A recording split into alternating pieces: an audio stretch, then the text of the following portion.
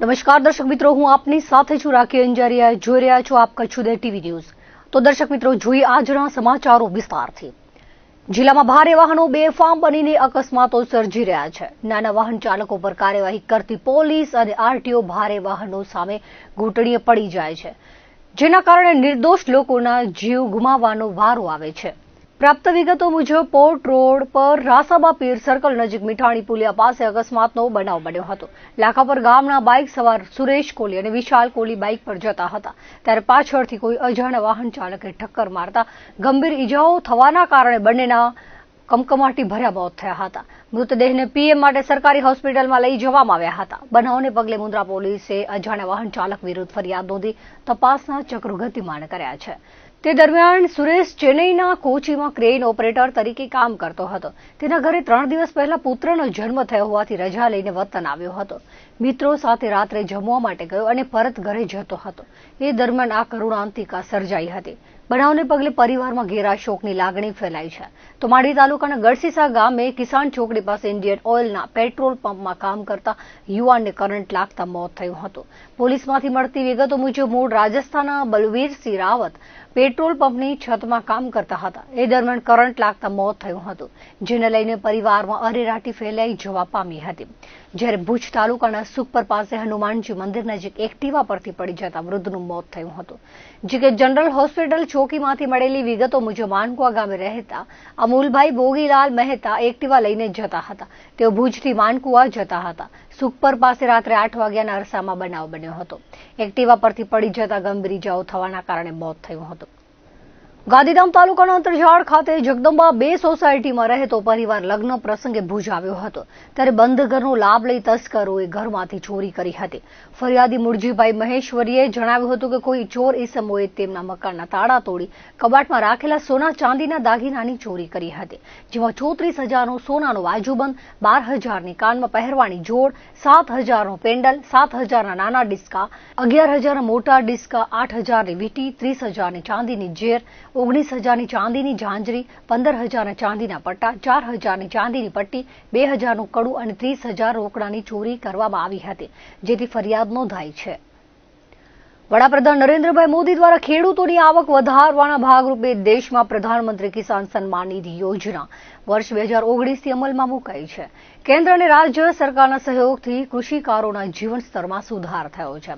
સરકારની વિવિધ યોજનાઓ થકી કૃષિ ક્ષેત્રે થયેલા વિકાસથી હરિયાળી ક્રાંતિનું સર્જન થયું છે, તેવું જિલ્લા કક્ષાના કિસાન સન્માન સમારોહમાં સંબોધન કરતા સાંસદ વિનોદભાઈ ચાવડાએ જણાવ્યું હતું. જિલ્લામાં 1,60,000 ખેડૂતો પરિવારોને એકંદરે 18 હપ્તાથી કુલ રૂપિયા 436.85 કરોડની સહાય સીધી બેંક એકાઉન્ટમાં મળી છે. આજે દેશભરમાં કિસાન સન્માન સમારોહ દરમિયાન 19મા હપ્તાનું ચૂકવણું કરવામાં આવશે. દેશના 9.7 કરોડ ખેડૂત કુટુંબોને રૂપિયા 22,000 કરોડથી વધુની ચૂકવણી સીધી તેમના બેંક ખાતામાં આવશે. વિનોદ ચાવડાએ જણાવ્યું હતું કે રાજ્યના 51.14 લાખથી વધુ ખેડૂતોને રૂપિયા 1,148 કરોડથી વધુની રકમ ચૂકવાઈ છે, જેમાં કચ્છના 1.11 લાખથી વધુ ખેડૂતોને 25.43 કરોડની રકમ 19મા હપ્તા દરમિયાન સીધી બેંક ખાતામાં મળશે. જિલ્લામાં માર્ચ અને જૂન 2023માં થયેલ કમોસમી વરસાદ, બિપોરજોય વાવાઝોડાના કારણે પાક નુકસાની અન્વયે જિલ્લાના કુલ 29.329 ખેડૂતોને રૂપિયા 100 કરોડની સહાય ચૂકવાઈ હતી. ઓગસ્ટ 2024માં થયેલ ભારે વરસાદથી થયેલ નુકસાન માટે પણ જિલ્લાના 48.363 ખેડૂતોને રૂપિયા 131 કરોડની ખાસ કૃષિ રાહત પેકેજ અંતર્ગત સહાય આજ દિન સુધી ચૂકવવામાં આવી છે. ખેડૂતોના જીવન ધોરણમાં સુધાર સાથે ખેતીમાં આધુનિક ટેકનોલોજીનો ઉપયોગ કરી કૃષિ ખર્ચ ઘટાડવા સાથે વિવિધ યોજનાઓનો લાભ ખેડૂતોને આપવામાં આવી રહ્યા છે. સરકારના ભગીરથ પ્રયાસો થકી કચ્છમાં હરિયાળી ક્રાંતિનું સર્જન થયાનું જણાવ્યું હતું. ભુજમાં આરડી વરસાણી સંકુલ ખાતે જિલ્લા સન્માન સમારોહનું આયોજન કરાયું હતું. કાર્યક્રમના પ્રારંભે ઉપસ્થિત મહાનુભાવોના હસ્તે દીપ પ્રાગટ્ય કરાયું હતું. જિલ્લા ખેતીવાડી અધિકારી કેઓ વાઘેલાએ શાબ્દિક સ્વાગત પ્રવચનમાં જિલ્લા ખેતીવાડી વિભાગ દ્વારા કામગીરી અંગે વિગતો આપી હતી. જિલ્લા પંચાયતના ઉપપ્રમુખ મનીષાબેન વેલાણીએ પ્રાસંગિક ઉદબોધનમાં કૃષિ ક્ષેત્રે કચ્છમાં થયેલ વિકાસ કાર્યો થયા છે. સરકારની વિવિધ કૃષિલક્ષી અને ખેડૂતોલક્ષી યોજનાનો લાભ કચ્છના દરેક છેવાડાના ખેડૂત સુધી પહોંચે અને ખેડૂતોની આર્થિક પ્રગતિ થાય તે દિશામાં કાર્ય થઈ રહ્યું હોવાનું કહ્યું હતું. સમારોહ દરમિયાન રાજ્યના મુખ્યમંત્રી ભૂપેન્દ્રભાઈ પટેલના રાજ્ય કક્ષાના કાર્યક્રમનું જીવંત પ્રસારણ કરાયું હતું. મુખ્યમંત્રીના સંવાદ કાર્યક્રમમાં વર્ચ્યુઅલી જોડાણ કરાયું હતું. ત્યારબાદ વડાપ્રધાન નરેન્દ્રભાઈ મોદીના રાષ્ટ્રીય કક્ષાના કાર્યક્રમના જીવંત પ્રસારણને નિહાળવામાં આવ્યું હતું. ત્યારબાદ ઉપસ્થિત મહાનુભાવોના હસ્તે વિવિધ યોજનાઓના લાભાર્થીઓને સહાય વિતરણ કરાયું હતું. જિલ્લા ખેતીવાડી વિભાગ, બાગાયત વિભાગ, KVK કાજરી કુકમા, ઇફકો ભુજ, મેઘમણી ઓર્ગેનિક, પશુપાલન વિભાગ, ગુજરાત ગ્રીન રિવોલ્યુશન કંપની દ્વારા કૃષિ ઓજારો, સૂકી ખેતી, ડ્રોન ટેકનોલોજી, પશુપાલન, ફર્ટિલાઇઝર વગેરેનો સ્ટોલ ઉભા કરાયા હતા. આ વેળાએ જિલ્લા કલેક્ટર અમિત અરોરા, ભુજ તાલુકા પંચાયત પ્રમુખ વિનોદભાઈ વરસાણી, જિલ્લા પંચાયત કારોબારી ચેરમેન ગેલાભાઈ ચાવડા, આત્માના પ્રકાશ પટેલ વગેરે ઉપરાંત વિવિધ વિભાગના અધિકારીઓ, કર્મચારીઓ અને કૃષિકારો મોટી સંખ્યામાં હાજર રહ્યા હતા. આભાર દર્શન મદદનીશ ખેતી નિયામક KV પટેલે કર્યું હતું. આજરોજ દેશના વડાપ્રધાન શ્રી નરેન્દ્ર મોદી સાહેબના નેતૃત્વમાં બિહારમાં કિસાન સન્માન સમારોહનું આયોજન કરવામાં આવ્યું છે અને આખા દેશભરમાં દરેક રાજ્યમાં દરેક જિલ્લાઓની અંદર વર્ચ્યુઅલી રીતે લાખો અને કરોડો લોકો અને ખેડૂતો આજે આ કાર્યક્રમની અંદર સહભાગી થયા છે. દેશના વડાપ્રધાન શ્રી નરેન્દ્ર મોદી સાહેબે દેશના કિસાનોને સન્માન આપી કરીને દર વર્ષે 6,000 રૂપિયા આપવાની જે આ યોજના અંતર્ગત જાહેરાત કરી હતી, જેનો 19મો હપ્તો આજે દેશના 11 કરોડથી વધારે કિસાનોને મળશે. દેશના નાના મોટા અનેક કિસાનો માટે આ ખરેખર સન્માન નિધિ છે. ખેડૂતોને પગભર થવા માટે, ખેડૂતોની ખેતી સમૃદ્ધ બનાવવા માટે ભારત સરકાર દ્વારા અને દેશના વડાપ્રધાન શ્રી નરેન્દ્ર મોદી સાહેબ દ્વારા જે પહેલ કરવામાં આવી છે, જેનો કાર્યક્રમ પણ આજે કચ્છ જિલ્લાની અંદર આજે યોજવામાં આવ્યો હતો. અમે આજે ભુજ ખાતે કિસાન સન્માન સમારોહમાં પધારેલા હતા અને અમે ખેડૂતની યોજના, પાવર થ્રેશરની યોજનામાં અરજી કરેલ હતી. અરજી પાસ થઈ ગઈ છે અને અમે એને આજે પેમેન્ટ ઓર્ડરનું સન્માનપત્ર પણ મળી ગયો છે અને અમે ઘણા બધા ખુશ છીએ કે સરકારશ્રીની વિવિધ યોજનાઓમાં લાભ ખેડૂતો લઈ રહ્યા છે અને પોતે આર્થિક રીતે નબળા હોય પણ સરકારશ્રીની અનેકવિધ યોજનાઓની સહાય આધારિત ખેડૂતો પોતા ઉપર પગભર થઈ રહ્યા છે અને આત્મનિર્ભર બની રહ્યા છે. અને હું મારા ગામની વાત કરું તો અંજાર તાલુકામાં ગયા વખતે જેમ અધિકારી અમારા ગ્રામસેવક દ્વારા જાણવા મળ્યો તો એ રીતે વાત કરું તો ટોટલ અંજાર તાલુકામાં 101 અરજી હતી. મને ગર્વ છે એ પૈકી ટોટલ 50% એટલે કે 51 અરજીઓ મારા ગામની હતી અને અમારા ગામમાં ખેડૂતોને, આજુબાજુના ખેડૂતોને હું મારી રીતે ખૂબ જાગૃત કરી રહ્યો છું કે ખેતી વિભાગમાં અનેકવિધ યોજનાઓ છે, એમાં આપણે લાભ લઈએ અને ખાસ કરીને ડ્રીપ ઇરિગેશનનો પણ લાભ લઈએ અને બાગાયત વિભાગમાં પણ અનેકવિધ યોજનાઓ છે એનો લાભ લઈએ અને અમે ખૂબ આનંદિત છીએ. સરકારશ્રીની અનેકવિધ યોજનાઓથી અમને લાભ થઈ રહ્યો છે. જિલ્લા પંચાયત ખેતીવાડી શાખાથી જે કાર્યક્રમનું જે આયોજન કરવામાં આવ્યું છે કિસાન સન્માન સમારોહનું, તેમાં GJRC યોજના અંતર્ગત અમે લોકોએ આ એક સ્ટોલનું આયોજન કરેલું છે, જેમાં ખેડૂતોને ટપક પદ્ધતિ માટે કેટલી સબસિડી મળે છે, એની માટે શું એની એલિજિબિલિટી હોય છે, કેટલી બીજી યોજનાઓ હોઈ શકે છે, એના માટે અમે લોકો માહિતી આપતા હોઈએ છીએ. નાના ખેડૂત છે, મહિલા ખેડૂત હોય, SC/ST ફાર્મર આવતા હોય. ખાસ કરીને અટલ ભૂજલ યોજનામાં સરકારશ્રી ખેડૂતોને પ્રોત્સાહિત કરવા માટે વધારાની 15% સબસિડી આપે છે, 12% સુધી GST માફ કરી દે છે.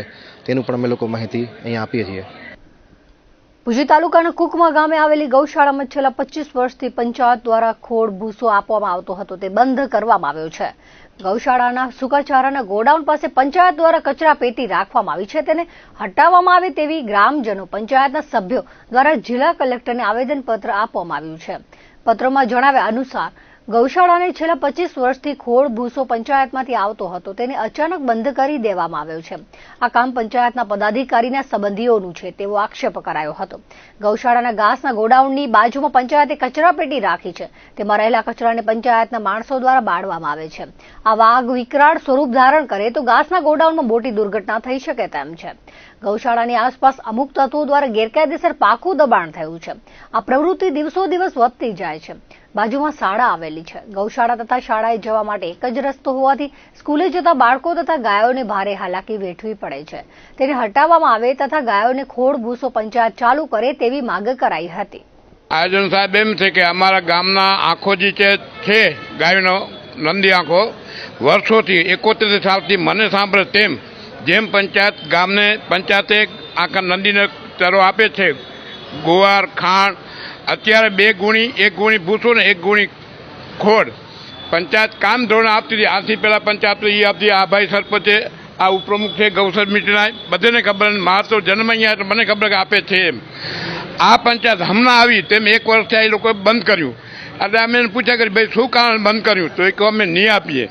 તો ગઈ લગભગ 3 દી પહેલાં મેં સરપંચના છોકરાને કીધું ભાઈ તું કેમ ચાલો નથી આપતો. બને કે હું તમે ગમે ત્યાં જાઓ ગાયોના આખાને હું ચલો નહીં આપું એમ કહેવામાં એમ આવ્યું કે ગામ ગમે એમ જાય મારે ચલો નથી આપવો, નંદીને ચલો નથી આપવો. અમારી મંજૂરી છે કે ભાઈ નંદીને ચલો આપવો જ ખપે. બીજા નંબરનું વસ્તુ એ જ્યાં ગાયું જાય છે અંદર પ્લસ જાય છે વાડામાં, એમાં એક છોકરા અમે નિશાળ છે 2 ભેગા જાય. ત્યાં ખુલ્લી જગ્યા હતી, પહેલાં વર્ષો પહેલાં ખુલ્લી જગ્યા હતી. એ કેને દબાણ કરીને બેઠા તો પંચાયત કાંઈ જોતી નથી. પંચાયતને એટલી ખબર નથી કે આ છોકરા ભણવા જાય કે ગાયુંમાં જાય નડતરૂપ થાય એવી એને ખબર નથી. તો એ લોકો કાંઈ જોતા નથી. અમે રજૂઆત કરી ફેર કોઈ સાંભળવામાં આવતું નથી. ત્રીજા નંબરની હમણાં અમે ગોદામ બનાવ્યો ગાયનો રૂપિયા ખેડો કરીને. પંચાયતે અમારા કને બરાબર હતી, કકુબેન સરપંચ હતા, એને ઠેરાવ કરી દીધો કે ભાઈ ગાય ગોદામ અહીંયા બનાવો. અમે રોક ફાળો કર્યો અમારે બધે એકબીજાને ને અમે રૂપિયા ભેગા કરીને ગોદામ બનાવ્યો.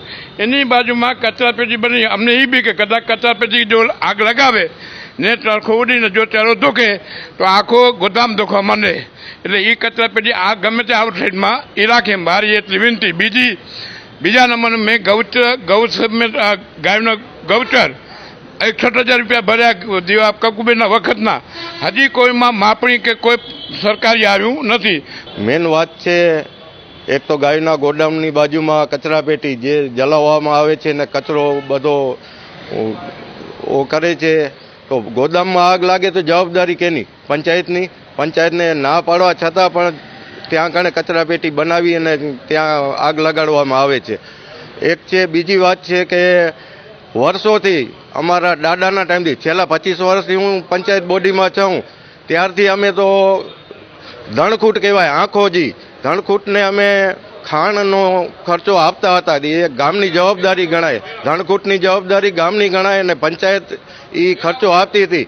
પણ અત્યારના સરપંચે હાલમાં એ આપવાની ના પાડી દીધી, સખત ના પાડી દીધી કે અમે નહીં આપીએ, તમારાથી થાય એ કરી લો એવી રીતે એને કીધું છે. એ માટે અમે કલેક્ટર સાહેબને રજૂઆત કરવા આવ્યા છીએ.